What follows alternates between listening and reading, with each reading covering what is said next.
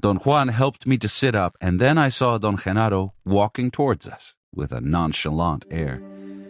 He smiled coyly and asked me if I had liked his flying.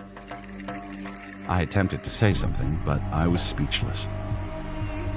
Don Genaro exchanged a strange look with Don Juan and adopted a squat position again. He leaned over and whispered something in my left ear. I heard him say, "Why don't you come and fly with me?" He repeated it 5 or 6 times. Don Juan came towards me and whispered in my right ear, "Don't talk, just follow Genaro." Don Genaro made me squat and whispered to me again. I heard him with crystal clear precision. He repeated the statement perhaps 10 times. He said, "Trust the Nahual. The Nahual will take you."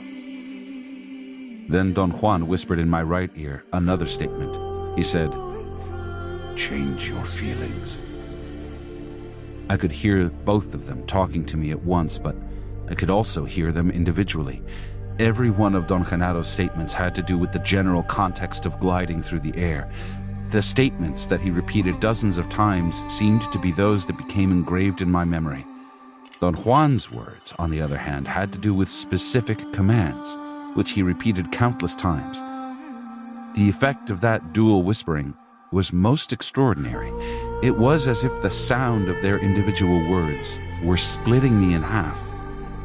Finally, the abyss between my 2 ears was so wide that I lost all sense of unity. There was something that was undoubtedly me, but it was not solid. It was rather like a glowing fog, a dark yellow mist that had feelings. Don Juan told me that he was going to mold me for flying.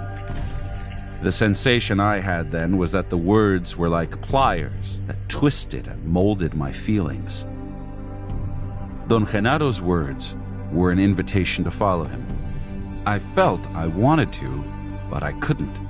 The split was so great that I was incapacitated. Then I heard the same short statements repeated endlessly by both of them. Things like, "Look at that magnificent flying shape. Leap, leap. Your legs will reach the treetops. The eucalyptuses are like green dots. The worms are lights." Something in me must have ceased at a given moment. Perhaps my awareness of being talked to. I sensed that Don Genaro was still with me, yet from the point of view of my perception, I could only distinguish an enormous mass of the most extraordinary lights. At times, their glare diminished, and at times the lights became intense. I was also experiencing movement. The effect was like being pulled by a vacuum that never let me stop.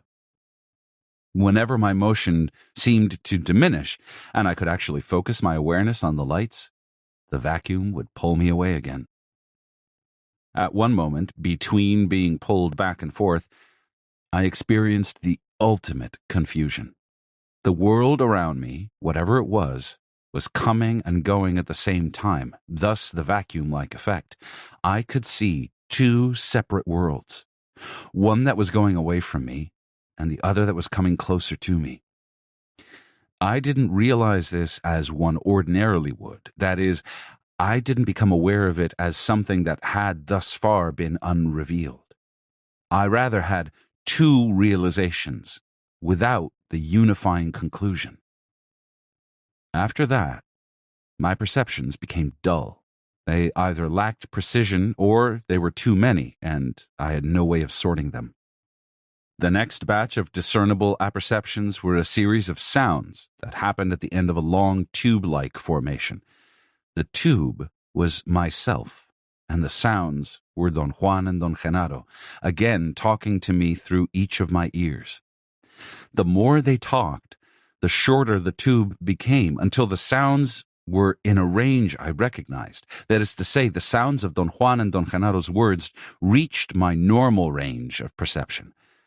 The sounds were first recognizable as noises, then as words yelled, and finally as words whispered in my ears.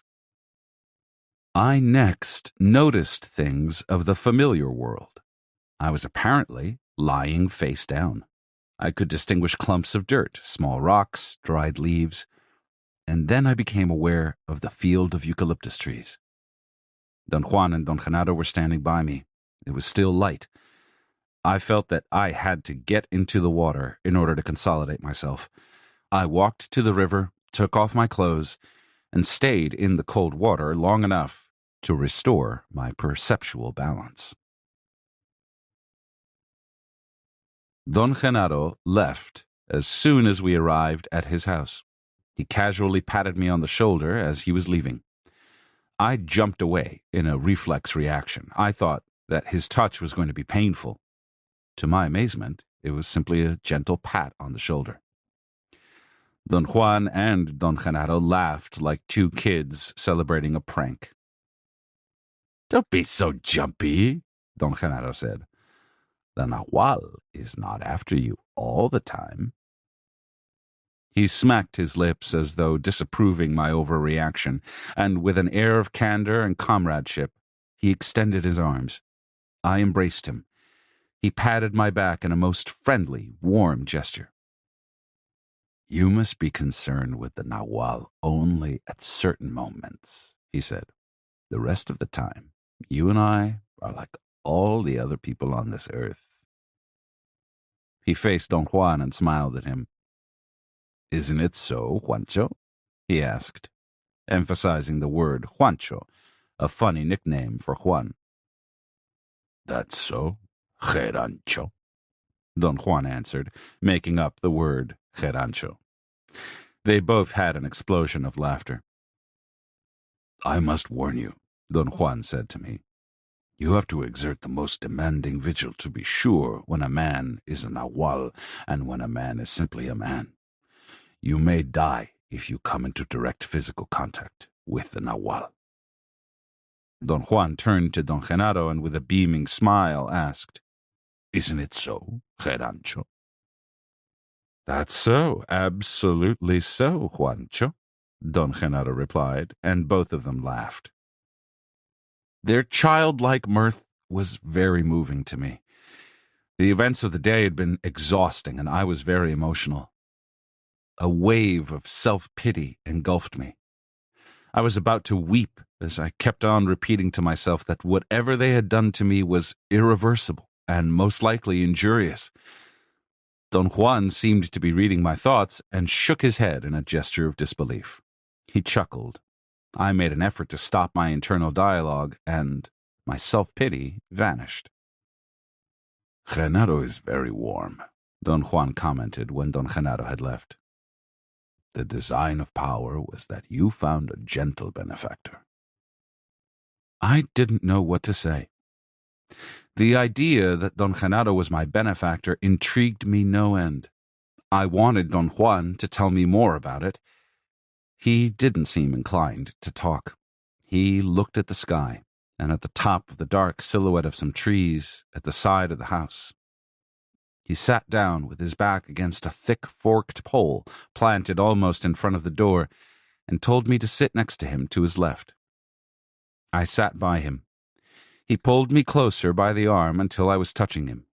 He said that that time of the night was dangerous for me, especially on that occasion. In a very calm voice, he gave me a set of instructions. We were not to move from the spot until he saw fit to do so. We were to keep on talking on an even keel without long interruptions, and I had to breathe and blink as if I were facing the Nahual. "Is the Nahual around here?" I asked. "Of course," he said, and chuckled. I practically huddled against Don Juan. He began to talk and actually solicited any kind of question from me. He even handed me my notebook and pencil as if I could write in the darkness. His contention was that I needed to be as calm and normal as possible, and there could be no better way of fortifying my tonal than through taking notes. He put the whole matter on a very compelling level. He said that if taking notes was my predilection, then I should be able to do it in complete darkness. There was a tone of challenge in his voice when he said that I could turn the taking of notes into a warrior's task, in which case the darkness would be no obstacle. Somehow, he must have convinced me, for I managed to scribble down parts of our conversation. The main topic was Don Genaro as my benefactor. I was curious to know when Don Genaro had become my benefactor, and Don Juan coaxed me to remember a supposedly extraordinary event that had happened the day I had met Don Genaro, and which served as a proper omen. I could not recollect anything of the sort. I began to recount the experience as far as I could remember. It was a most unobtrusive and casual meeting which took place in the spring of 1968. Don Juan stopped me. "If you're dumb enough not to remember," he said, "we'd better leave it that way. A warrior follows the dictums of power. You will remember it when it becomes necessary." Don Juan said that having a benefactor was a most difficult matter. He used as an example the case of his own apprentice, Eligio, who had been with him for many years. He said that Eligio had been unable to find a benefactor. I asked him if Eligio would eventually find one. He answered that there was no way of predicting the quirks of power. He reminded me that once, years before, we had found a group of young Indians roaming around the desert in northern Mexico. He said that he saw that none of them had a benefactor, and that the general surroundings and the mood of the moment were just right for him to give them a hand by showing them the Nahual. He was talking about one night when 4 young men sat by a fire while Don Juan put on what I thought to be a spectacular show in which he apparently appeared to each of us in a different guise. "Those guys knew a great deal," he said. "You were the only greenhorn among them." "What happened to them afterwards?" I asked. "Some of them found a benefactor," he replied. Don Juan said that it was the duty of a benefactor to deliver his ward to power, and that the benefactor imparted to the neophyte his personal touch, as much, if not more so, than the teacher. During a short pause in our talk, I heard a strange rasping noise at the back of the house. Don Juan held me down. I had almost stood up as a reaction to it. Before the noise happened, our conversation had been a matter of course for me, but when the pause occurred and there was a moment of silence, the strange noise popped through it. At that instant, I had the certainty that our conversation was an extraordinary event. I had the sensation that the sound of Don Juan's words and mine were like a sheet that broke, and that the rasping sound had been deliberately prowling, waiting for a chance to break through. Don Juan commanded me to sit tight and not to pay attention to the surroundings. The rasping noise reminded me of the sound of a gopher clawing on hard, dry ground. The moment I had thought of the simile, I also had a visual image of a rodent like the one Don Juan had showed me on his palm. It was as if I were falling asleep and my thoughts were turning into visions or dreams. I began the breathing exercise and held my stomach with my clasped hands. Don Juan kept on talking, but I wasn't listening to him. My attention was on the soft rustle of a snake-like thing slithering over small, dry leaves. I had a moment of panic and physical revulsion at the thought of a snake crawling on me. I involuntarily put my feet under Don Juan's legs and breathed and blinked frantically. I heard the noise, so close that it seemed to be only a couple of feet away. My panic mounted. Don Juan calmly said that the only way to fend off the Nahual was to remain unaltered. He ordered me to stretch my legs and not to focus my attention on the noise. He imperatively demanded that I write or ask questions and make an effort not to succumb. After a great struggle, I asked him if Don Genaro was making the noise. He said that it was the Nahual, and that I should not mix them. Genaro was the name of the tonal. He then said something else, but I couldn't understand him. Something was circling around the house, and I couldn't concentrate on our conversation. He commanded me to make a supreme effort. At one moment, I found that I was babbling idiocies about my being unworthy. I had a jolt of fear and snapped into a state of great lucidity. Don Juan told me then that it was all right to listen. But there were no sounds. "The Nahual is gone," Don Juan said, and stood up and went inside. He lit Don Genado's kerosene lantern and made some food. We ate in silence. I asked him if the Nahual was coming back. "No," he said with a serious expression. "It was just testing you. At this time of night, just after the twilight, you should always involve yourself in something. Anything would do. It is only for a short period, an hour perhaps, but in your case, a most deadly hour. Tonight the Nahual tried to make you stumble, but you were strong enough to ward off its assault. Once you succumbed to it, and I had to pour water over your body. This time, you did fine." I remarked that the word assault made the event sound very dangerous. "Made it sound dangerous? That's a weird way of putting it," he said.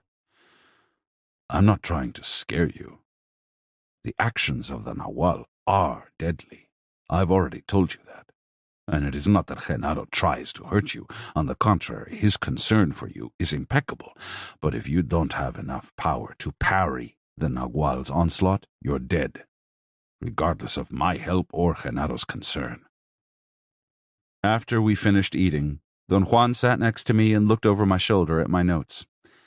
I commented that it would probably take me years to assort everything that had happened to me during that day.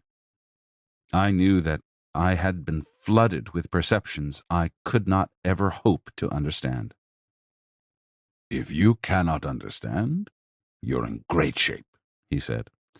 "It is when you understand that you're in a mess. That's from the point of view of a sorcerer, of course. From the point of view of an average man, if you fail to understand, you're sinking. In your case, I would say that an average man would think that you are disassociated, or you're beginning to become disassociated." I laughed at his choice of words. I knew that he was throwing the concept of disassociation back at me. I had mentioned it to him some time back in connection with my fears. I assured him that this time I was not going to ask anything about what I had been through. "I've never put a ban on talking," he said. "We can talk about the Nahual to your heart's content as long as you don't try to explain it. If you remember correctly, I said that the Nahual is only for witnessing. So we can talk about what we witnessed and about how we witnessed it. You want to take on the explanation of how it is all possible, though, and that is an abomination. You want to explain the Nahual with the Tonal. That is stupid, especially in your case, since you can no longer hide behind your ignorance. You know very well that we make sense in talking only because we stay within certain boundaries, and those boundaries are not applicable to the Nahual." I attempted to clarify the issue. It wasn't only that I wanted to explain everything from a rational point of view, but my need to explain stemmed from my necessity to maintain order throughout the tremendous onslaughts of chaotic stimuli and perceptions I had had. Don Juan's comment was that I was trying to defend a point I didn't agree with.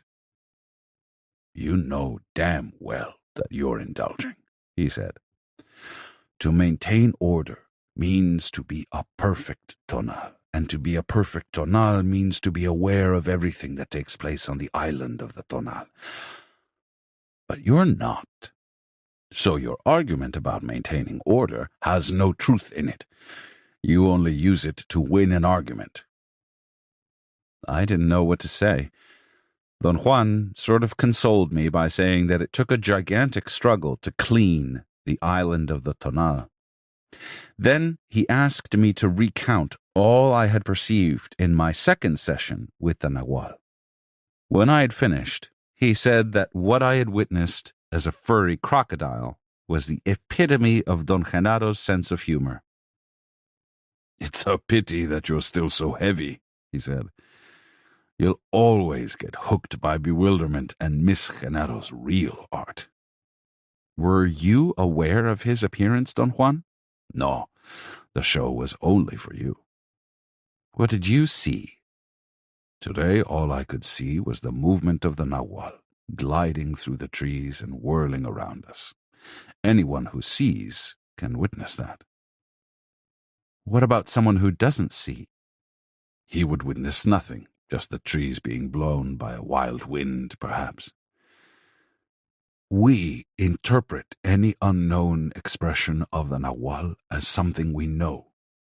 In this case, the Nahual might be interpreted as a breeze shaking the leaves, or even as some strange light, perhaps a lightning bug of unusual size. If a man who doesn't see is pressed, he would say that he thought he saw something, but couldn't remember what. This is only natural. The man would be talking sense. After all, his eyes would have judged nothing extraordinary. Being the eyes of the Tonal, they have to be limited to the Tonal's world, and in that world there is nothing staggeringly new, nothing which the eyes cannot apprehend and the Tonal cannot explain. I asked him about the uncharted perceptions that resulted from their whispering in my ears. "That was the best part of the whole event," he said. "The rest could be dispensed with, but that was the crown of the day. The rule calls for the benefactor and the teacher to make that final trimming, the most difficult of all acts. Both the teacher and the benefactor must be impeccable warriors to even attempt the feat of splitting a man. You don't know this because it still is beyond your realm, but power had been lenient with you again. Genaro is the most impeccable warrior there is." "Why is the splitting of a man a great feat?" "Because it is dangerous. You may have died like a little bug, or worse yet, we may have never been able to put you back together, and you would have remained on that plateau of feeling." "Why was it necessary to do it to me, Don Juan?" "There is a certain time when the Nahual has to whisper in the ear of the apprentice and split him." "What does that mean, Don Juan?" "In order to be an average Tonal, a man must have unity. His whole being must belong to the island of the Tonal. Without that unity, the man would go berserk. A sorcerer, however, has to break that unity, but without endangering his being. A sorcerer's goal is to last. That is, he doesn't take unnecessary risks. Therefore, he spends years sweeping his island until a moment when he could, in a manner of speaking, sneak off it. Splitting a man in two is the gate for such an escape. The splitting, which is the most dangerous thing you've ever gone through, was smooth and simple. The Nahual was masterful in guiding you. Believe me, only an impeccable warrior can do that. I felt very good for you." Don Juan put his hand on my shoulder, and I had a gigantic urge to weep. "Am I arriving at the point when you won't see me anymore?" I asked. He laughed and shook his head. "You indulge like a son of a bitch," he said. "We all do that, though. We have different ways, that's all. Sometimes I indulge too. My way is to feel that I have pampered you and made you weak. I know that Genaro has the same feeling about Pablito. He pampers him like a child, but that is the way power set it up to be. Genaro gives Pablito everything he's capable of giving, and one cannot wish he would do something else. One cannot criticize a warrior for doing his impeccable best." He was quiet for a moment. I was too nervous to sit in silence. "What do you think was happening to me when I felt like I was being sucked by a vacuum?" I asked. "You were gliding," he said in a matter-of-fact tone. "Through the air?" "No. For the Nahual there is no land, or air, or water. At this point you yourself can agree with that. Twice you were in that limbo, and you were only at the door of the Nahual. You've told me that everything you encountered was uncharted, so the Nahual glides, or flies, or does whatever it may do in Nahual's time, and that has nothing to do with Tonal's time. The two things don't jibe. As Don Juan spoke, I felt a tremor in my body. My jaw dropped, and my mouth opened involuntarily. My ears unplugged, and I could hear a barely perceptible tingle or vibration. While I was describing my sensations to Don Juan, I noticed that when I talked, it sounded as if someone else were talking. It was a complex sensation that amounted to my hearing what I was going to say before I said it. My left ear was a source of extraordinary sensations. I felt that it was more powerful and more accurate than my right ear. There was something in it that had not been there before. When I turned around to face Don Juan, who was to my right, I became aware that I had a range of clear auditory perception around that ear. It was a physical space, a range within which I could hear everything with incredible fidelity. By turning my head around, I could scan the surroundings with my ear. "The whispering of the Nahual did that to you," Don Juan said, when I described my sensorial experience. "It'll come at times and then vanish. Don't be afraid of it, or of any unusual sensation that you may have from now on. But above all, don't indulge and become obsessed with those sensations. I know you will succeed. The time for your splitting was right. Power fixed all that. Now everything depends on you.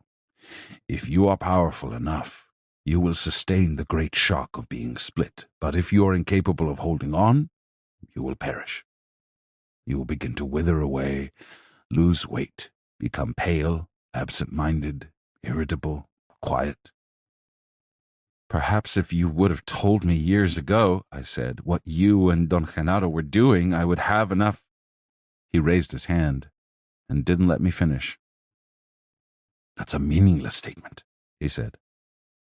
"You once told me that if it wouldn't be for the fact that you're stubborn and given to rational explanations, you would be a sorcerer by now. But to be a sorcerer in your case means that you have to overcome stubbornness and the need for rational explanations, which stand in your way. What's more, those shortcomings are your road to power. You can't say that power would flow to you if your life would be different. Genaro and I have to act the same way you do, within certain limits. Power sets up those limits, and a warrior is, let's say, a prisoner of power.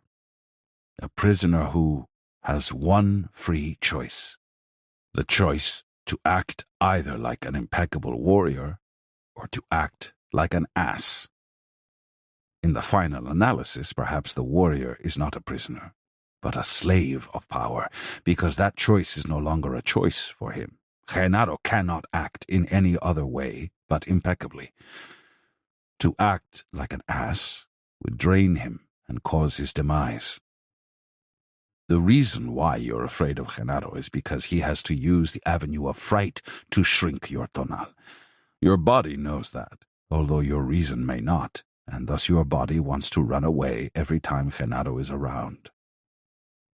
I mentioned that I was curious to know if Don Genaro deliberately set out to scare me. He said that the Nahual did strange things, things which were not foreseeable. He gave me, as an example, what had happened between us in the morning when he prevented my turning to my left to look at Don Genaro in the tree. He said that he was aware of what his Nahual had done, although he had no way of knowing about it ahead of time. His explanation of the whole affair was that my sudden movement to the left was a step towards my death, which my tonal was deliberately taking as a suicidal plunge. That movement stirred his Nahual, and the result was that some part of him fell on top of me. I made an involuntary gesture of perplexity. Your reason is telling you again that you're immortal, he said. What do you mean by that, Don Juan? An immortal being has all the time in the world for doubts and bewilderment and fears. A warrior, on the other hand, cannot cling to the meanings made under the Tonal's order because he knows for a fact that the totality of himself has but a little time on this earth. I wanted to make a serious point. My fears and doubts and bewilderment were not on a conscious level, and no matter how hard I tried to control them, every time I was confronted with Don Juan and Don Genaro, I felt helpless. A warrior cannot be helpless, he said, or bewildered or frightened, not under any circumstances. For a warrior there is time only for his impeccability. Everything else drains his power. Impeccability replenishes it. We're back again to my old question, Don Juan. What's impeccability?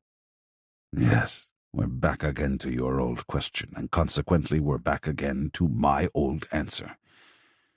Impeccability is to do your best in whatever you're engaged in.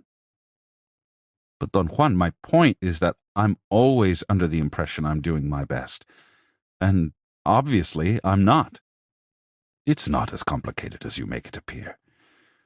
The key to all these matters of impeccability is the sense of having or not having time.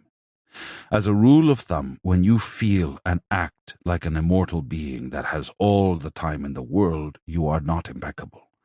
At those times, you should turn, look around, and then you will realize that your feeling of having time is an idiocy.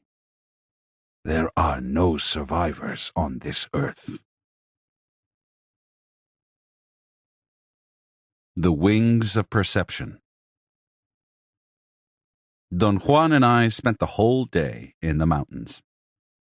We left at dawn.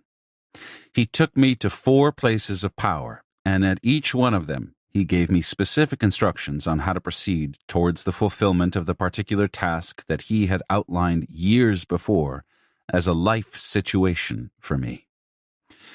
We returned in the late afternoon. After eating, Don Juan left Don Genaro's house. He told me that I had to wait for Pablito, who was bringing some kerosene for the lantern, and that I should talk to him. I became utterly absorbed in working on my notes and didn't hear Pablito come in until he was next to me. Pablito's comment was that he'd been practicing the Gate of Power, and because of that, I couldn't possibly have heard him unless I was capable of seeing. I had always liked Pablito. I had not, however, had very many opportunities in the past to be alone with him, although we were good friends. Pablito had always struck me as being a most charming person. His name, of course, was Pablo, but the diminutive, Pablito, suited him better. He was small-boned but wiry. Like Don Genaro, he was lean, unsuspectedly muscular, and strong. He was perhaps in his late 20s, but it seemed like he was 18. He was dark and of medium height. His brown eyes were clear and bright, and like Don Genaro, he had a winning smile with a touch of devilishness in it. I asked him about his friend Nestor, Don Genaro's other apprentice. In the past, I'd always seen them together, and they had always given me the impression of having an excellent rapport with each other, yet they were opposites in physical appearance and character. While Pablito was jovial and frank, Nestor was gloomy and withdrawn. He was also taller, heavier, darker, and much older. Pablito said that Nestor had finally become involved in his work with Don Genaro, and that he had changed into an altogether different person since the last time I had seen him. He didn't want to elaborate any further on Nestor's work or change of personality, and abruptly shifted the topic of conversation. "I understand the Nagual is biting your heels," he said. I was surprised that he knew, and I asked how he had found that out. "Genaro tells me everything," he said. I noticed that he didn't speak of Don Genaro in the same formal way I did. He simply called him Genaro, in a familiar fashion. He said that Don Genaro was like his brother, and that they were at ease around each other, as though they were family. He openly professed that he loved Don Genaro dearly.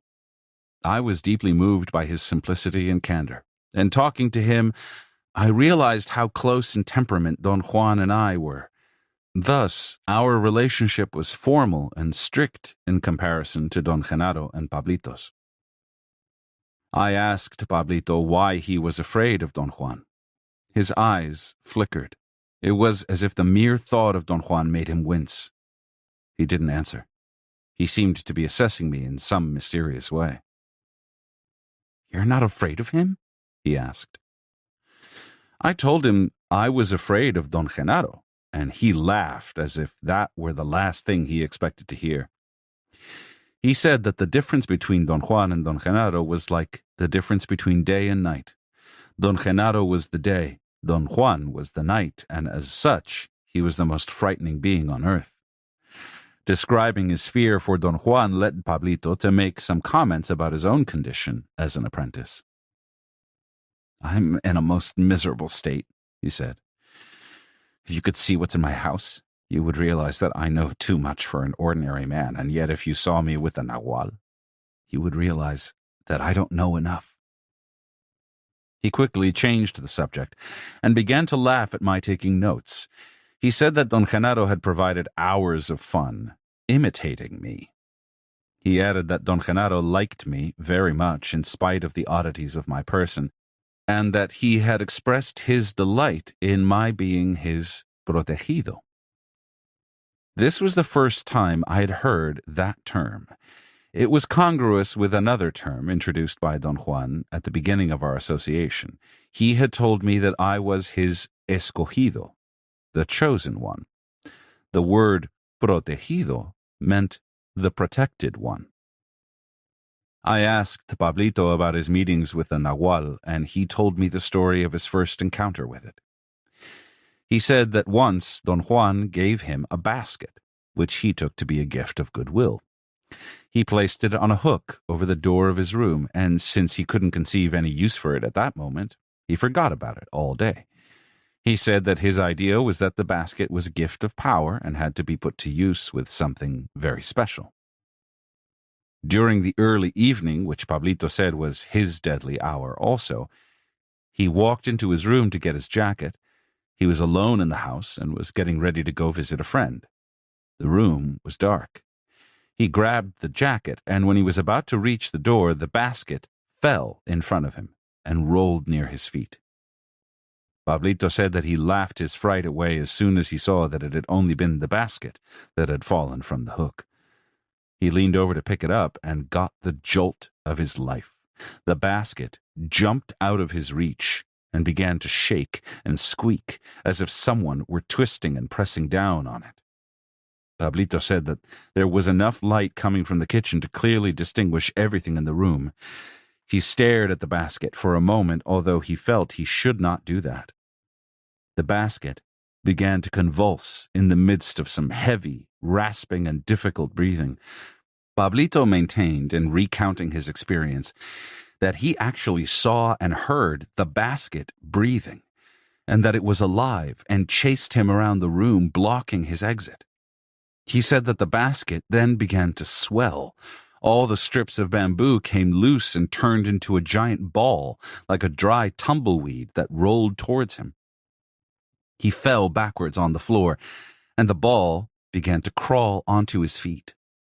Pablito said that by that time he was out of his mind, screaming hysterically. The ball had him trapped and moved on his legs like pins going through him. He tried to push it away and then noticed that the ball was the face of Don Juan, with his mouth open, ready to devour him. At that point, he couldn't stand the terror and lost consciousness. Pablito, in a very frank and open manner, told me a series of terrifying encounters that he and other members of his household had had with the nahual. We spent hours talking. He seemed to be in very much the same quandary that I was in, but was definitely more sensitive than I in handling himself within the sorcerer's frame of reference. At one moment, he got up and said that he felt Don Juan was coming and didn't want to be found there. He took off with incredible speed. It was as if something had pulled him out of the room. He left me in the middle of saying goodbye. Don Juan and Don Genaro came back shortly. They were laughing. "Pablito was running down the road like a soul chased by the devil," Don Juan said. "I wonder why." "I think he got frightened when he saw Carlitos working his fingers to the bone," Don Genaro said, mocking my writing. He came closer to me. "Hey, I've got an idea," he said, almost in a whisper. "Since you like to write so much, why don't you learn to write with your finger instead of a pencil? That'll be a blast." Don Juan and Don Genaro sat by my side and laughed while they speculated about the possibility of writing with one's finger. Don Juan, in a serious tone, made a strange comment. He said, "There is no doubt that he could write with his finger. But would he be able to read it?" Don Genaro doubled up with laughter and added, "I am confident that he can read anything." And then he began to tell a most disconcerting tale about a country bumpkin who became an important official during a time of political upheaval. Don Genaro said that the hero of his story was appointed minister or governor or perhaps even president because there was no way of telling what people would do in their folly. Because of this appointment, he came to believe that he was indeed important and learned to put on an act. Don Genaro paused and examined me with the air of a ham actor overplaying his part. He winked at me and moved his eyebrows up and down. He said that the hero of the story was very good at public appearances and could whip up a speech with no difficulty at all, but that his position required that he read his speeches, and the man was illiterate. So he used his wits to outsmart everybody. He had a sheet of paper with something written on it and flashed it around whenever he gave a speech, and thus his efficiency and other good qualities were undeniable to all the country bumpkins. But one day, a literate stranger came along and noticed that the hero was reading his speech while holding the sheet upside down. He began to laugh and pointed out the lie to everyone. Don Genaro again paused for a moment and looked at me, squinting his eyes, and asked, "Do you think that the hero was caught?" "Not a chance." He faced everyone calmly and said, "Upside down? Why should the position of the sheet matter if you know how to read?" And the bumpkins agreed with him. Don Juan and Don Genaro both exploded into laughter. Don Genaro patted me gently on the back. It was as if I were the hero of the story. I felt embarrassed and laughed nervously. I thought that perhaps there was a hidden meaning to it, but I didn't dare ask. Don Juan moved closer to me. He leaned over and whispered in my right ear, "Don't you think it's funny?" Don Genaro also leaned over towards me and whispered in my left ear, "What did he say?" I had an automatic reaction to both questions and made an involuntary synthesis. "Yes, I thought he asked it's funny," I said. They were obviously aware of the effect of their maneuvers. They laughed until tears rolled down their cheeks. Don Genaro, as usual, was more exaggerated than Don Juan. He fell backwards and rolled on his back a few yards away from me. He lay on his stomach, extending his arms and legs out, and whirled around on the ground as though he were lying on a swivel. He whirled until he got close to me and his foot touched mine. He sat up abruptly and smiled sheepishly. Don Juan was holding his sides. He was laughing very hard, and it seemed that his stomach hurt. After a while, they both leaned over and kept on whispering into my ears. I tried to memorize the sequence of their utterances, but after a futile effort, I gave up. There were too many. They whispered in my ears until I again had the sensation that I had been split in two. I became a mist, like the day before, a yellow glow that sensed everything directly. That is, I could know things. There were no thoughts involved. There were only certainties. And when I came into contact with a soft, spongy, bouncy feeling which was outside of me and yet was part of me, I knew it was a tree. I sensed it was a tree by its odor. It didn't smell like any specific tree I could remember. Nonetheless, something in me knew that peculiar odor was the essence of tree. I didn't have just the feeling that I knew, nor did I reason my knowledge out or shuffle clues around. I simply knew that there was something there in contact with me, all around me. A friendly, warm, compelling smell emanating from something which was neither solid nor liquid, but an undefined something else which I knew was a tree. I felt that by knowing it in that manner, I was tapping its essence. I wasn't repelled by it. It rather invited me to melt with it. It engulfed me, or I engulfed it. There was a bond between us which was neither exquisite nor displeasing. The next sensation I could recollect with clarity was a wave of wonder and exultation. All of me vibrated. It was as if charges of electricity were going through me. They weren't painful. They were pleasing, but in such an undetermined form that there was no way of categorizing them. I knew, nevertheless, that whatever I was in contact with was the ground. Some part of me acknowledged with concise certainty that it was the ground, but the instant I tried to discern the infinitude of direct perceptions I was having, I lost all capacity to differentiate my perceptions. Then, all of a sudden, I was myself again. I was thinking. It was such an abrupt transition that I thought I had woken up, yet there was something in the way I felt that was not quite myself. I knew that there was indeed something missing before I fully opened my eyes. I looked around. I was still in a dream or having a vision of some sort. My thought processes, however, were not only unimpaired, but extraordinarily clear. I made a quick assessment. I had no doubt that Don Juan and Don Genaro had induced my dreamlike state for a specific purpose. I seemed to be on the verge of understanding what that purpose was when something extraneous to me forced me to pay attention to my surroundings. It took me a long moment to orient myself. I was actually lying on my stomach, and what I was lying on was a most spectacular floor. As I examined it, I couldn't avoid a feeling of awe and wonder.